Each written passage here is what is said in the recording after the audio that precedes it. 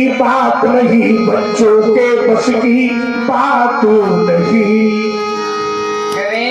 जीवन मेरा दास बना पर मैं जीवन का दास नहीं।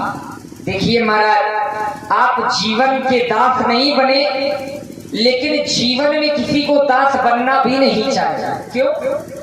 क्योंकि जीवन एक दिन छूटना छूटना ही है। ये जग है जहाँ जन्म लेना का गमन कर जाना, यही संसार का नियम है। आचार्य कहते हैं, क्या कहते हैं? आया है सो जाएगा ये राजा रंग के फकीर, कोई सिंहासन चढ़ चला तो कोई बांधा गया जंजीर। क्यों? क्योंकि संसार में कर्म का बहुत बड़ा महत्व है, और जीवन में रह करके, संसार में रह करके अगर आप अपने कर्म को भूल गए, कर्म क्या है? कर्म है भगवान की सेवा करना, भगवान का भजन करना। इतनी लंबी आयु भगवान ने आपको दी है, तो अगर लंबा जीवन दिया है तो भगवान के लिए भी थोड़ा समय निकालना चाहिए। क्यों? क्योंकि ये ग्रह कारज, ये जंजाल है जो कभी छूटने वाला नहीं है। आचार्य कहते हैं, ग्रह कारज नाना जंजाला ते अति दुर्गम फैल विशाला। ये इतना बड़ा पहाड़ है कि आप चढ़ते रहोगे लेकिन कभी चढ़ नहीं पाओगे, एक दिन गिर जाओगे, चले जाओगे, कुछ होने वाला नहीं है। क्यों? क्योंकि जीवन एक झमेला है,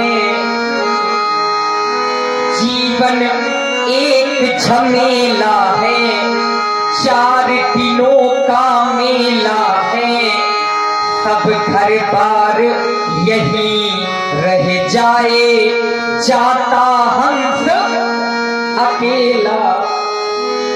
ये हंस अकेले जाता है।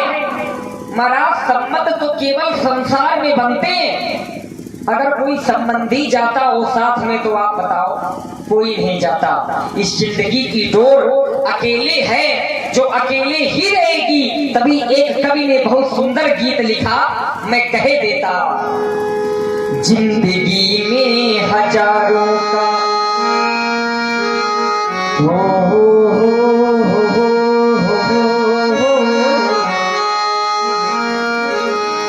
जिंदगी में हजारों का ये मेला जुड़ा, हमसे जब जब उड़ा तो अकेला उड़ा।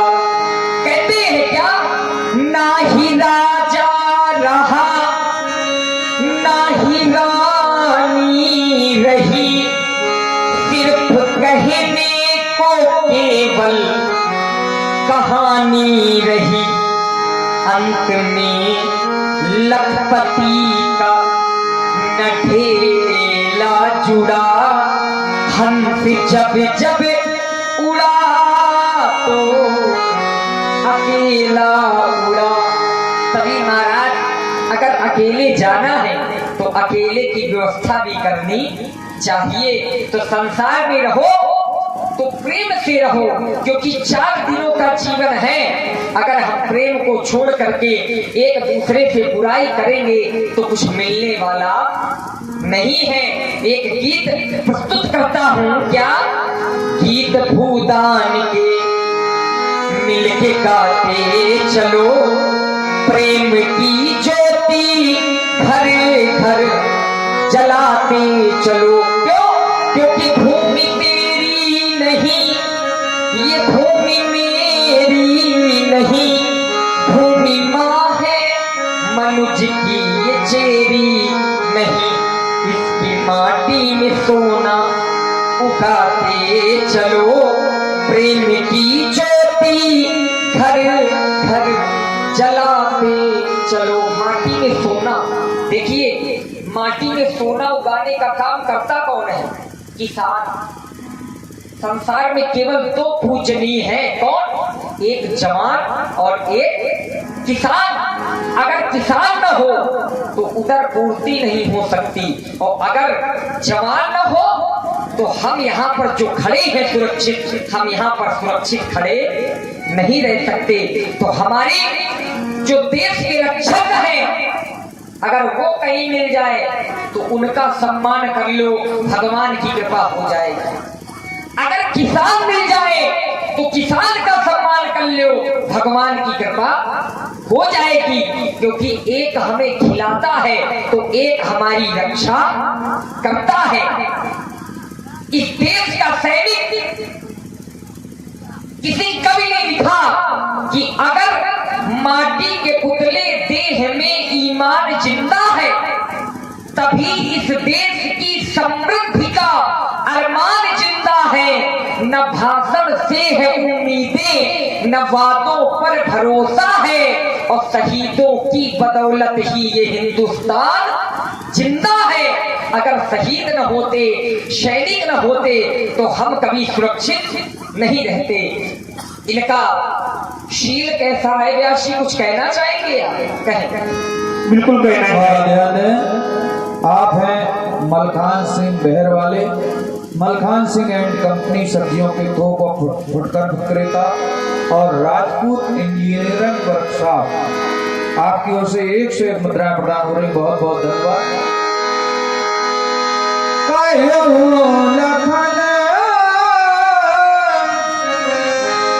मुनिशील तुम्हारा को नहीं जान विदित संसार, माता पितहि कुलीन भैनी के गुरु जी के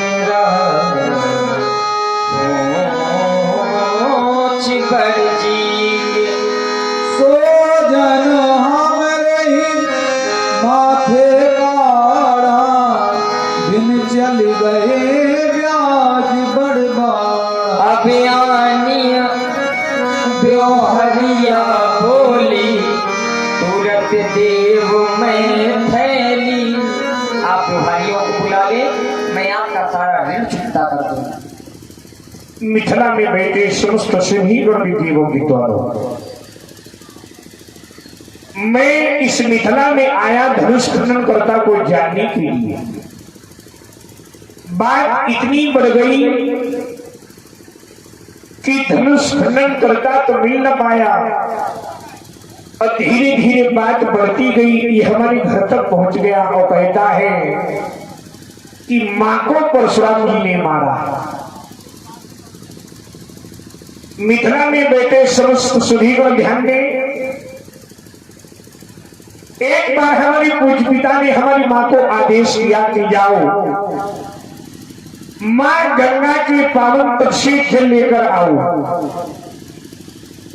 माता हमारी गंगा के पवित्र तट पर पहुंची। वहां चित्रित गंधर्वों की अप्सराओं के साथ जल क्रीड़ा कर रहा था। हमारी मां को क्षण ठहर कर उस दृश्य को देखने लगी, और हमारी मां को इस बात का स्मरण न रहा कि हमारे पतिदेव यज्ञ वेदी पर विराजमान है, उन्हें गंगा जल की आवश्यकता है। विलंब हो गया। मैया हमारी आई, आश्रम आई लौटकर। कुछ पिता ने विलंब का कारण पूछा, माता मौन हो गई क्योंकि मां के द्वारा अपराध हो गया था। हमारे पूज्य पिता ने योग दृष्टि के माध्यम से ध्यान लगाया और घटना के क्रम को जान गए। हमारे 4 बड़े भाई रमण बाण विश्वांग विश्वासु से कहा बंद करो, लेकिन उन्होंने पितराज्ञा का उल्लंघन कर दिया।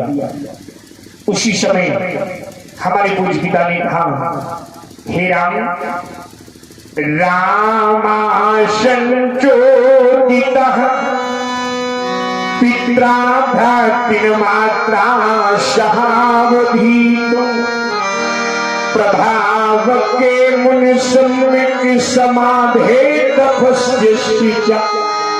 हे राम, एक आस और दूरी विश्वास केवल तुम पर है। अगर आज तुमने हमारे आदेश का पालन न किया तो इस शरीर से मैं प्राणों को विलग कर दूंगा। मैंने कहा पूज्य पिता आप आदेश करो। कहा 4 बड़े भाई और मां को मारो। यद्यपि मैं मां की बात मानता, यदि मेरी मैया कुछ नहीं देती तो मेरी प्रज्ञा भी निर्णय देती, लेकिन मैया ने कुछ कहा नहीं। पति आज्ञा में सिर झुका रही, बलिदान चाहती थी मैया, बलिदान चाहती थी मैया। हमारी मां ने अपने पति के वचनों को शिरोधार्य कर लिया था। और एक और हमारे 4 बड़े भाई, एक और मां, एक और हम और हमारी पूज पिता खड़े। मां की ओर मैं देखता, मां मेरी ओर देखती, भाइयों की ओर मैं देखता, भाई मेरी ओर देखते। जब जब मैं परस उठाता था तो मेरी मैया भी शीश झुकाती थी, देख करके अपने प्राणों को पुत्र का उद्धार चाहती थी। ये शास्त्र सभी सदग्रंथ कहे, इस राम की एक विफलता है। मेरे जीवन में रह रहकर मैया का पद मुझे खलीता है। मेरी देर नहीं लगाई और मां के ग्रीवा पर अपने पुरुष का प्रहार कर दिया। कुछ पिता प्रसन्न हो गए और मानस का अपनी लेखनी उठाया और लिख दिया, परशुराम पितुवा यहाँ राखी, मारी मात लोक सब साथी।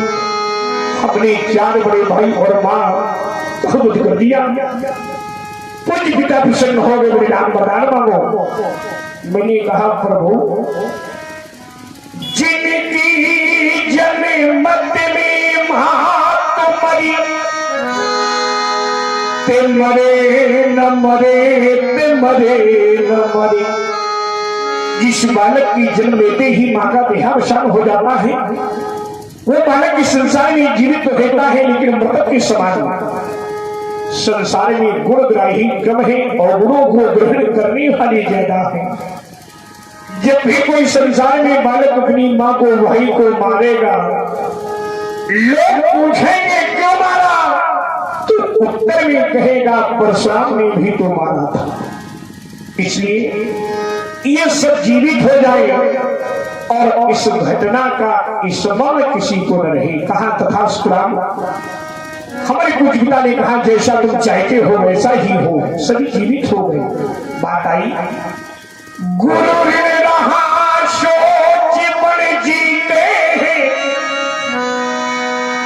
लक्ष्मण कहता है गुरु जी का आज तक नहीं दे पाए हो, हमें में सोचनी विषय बना है, याद दिलाता है पिछली। एक कालखंड में हमारे गुरु भगवान शंकर ने कहा, ए परशुराम, समुद्र मंथन में जो विष निकला है, देवताओं के आवाहन करने पर मैंने उस विष का पान कर लिया है। अब वो समय आ गया है कि गुरु दक्षिणा वो शेष मणि लाकर हमें दे दो और गुरु ऋण से पूर्ण हो जाओ।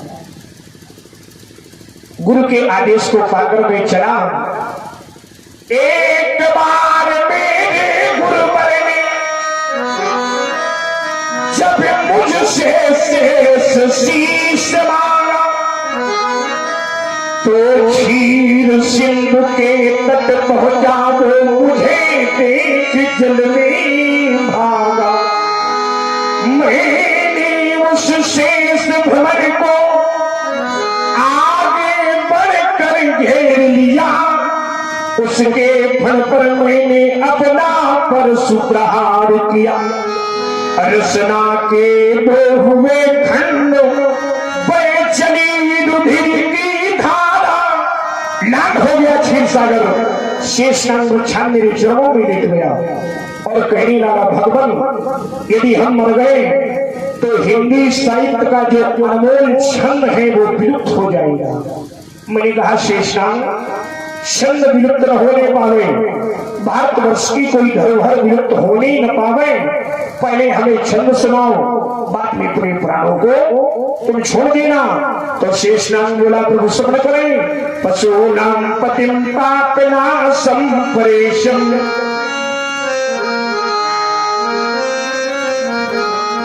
गजेन्द्रस्य कृत्यं वसानं वरेण्यं जटाजूटमध्ये स्फटिकाङ्गभार्यु महादेव मेकं स्मरामि स्मरामि। तो कहता जा रहा था, भुजंग प्रयातम चतुर्भि यकादि, कह रहा था ये शेष जा रहा है, ये शेष जा रहा है। हम छंद सुनने में मुग्ध हो गए, हम समझ बैठे कि ये भी छंद है। छंद सुनाने के मुस लक्ष्मण, छंद सुनाने के मुस लक्ष्मण, वो धोखा देकर भाग गया और तब से मैं खोजता रहा, और अब प्रगटाए है रूप नया। और कहता क्या है, अब आनी हरिया बोली। लक्ष्मण कहता है, व्यवहारियों को बुला। तो जितने बैठे हमारे सभी व्यवहारी हैं, क्योंकि सब मम प्रिय, सब मम उपजाए, सब अधिक मनुज भाई। तो ये जितने बैठे हैं व्यवहार नाम भगवान शंकर का। देखिए, अगर कमेटी के लोग हों, समिति के लोग, तो समिति के लोग भी आ जाए व्यवहारी में। अगर व्यवहारी में समिति के लोग नहीं है इस समय, तो आप सभी लोग आ सकते हैं, उठ करके आना चाहिए, ये नियम है धर्ममंच का। तो आप सभी लोग व्यवहारी के रूप में आ सकते हैं और अपना अपना व्यवहार दे सकते हैं, ये नियम है। आप लोगों को भले जानकारी ना हो, तो ये हमारा धर्म है बताना आप सभी लोगों को, बाकी ये आपकी इच्छा है। तो जिन जिनको भी आना हो व्यवहार स्वरूप भगवान परशुराम जी का आशीर्वाद ले, और आशीर्वाद लेकर के अपने धर्म का निर्वाहन करें। व्यास जी, आप कुछ करें। देखो, यहाँ व्यवहार का प्रसंग, तो सभी लोग आ जाएं। और भैया मलखान जी, आप तो आ ही जाओ, परशुराम जी ने आपको नीचे नहीं बोलने दिया, तो यहाँ आइए, उनका आप बिल्कुल आ सकते हैं, आशीर्वाद ले सकते हैं। अब इसमें कोई संदेह नहीं है, ना तो कोई ये है कि नहीं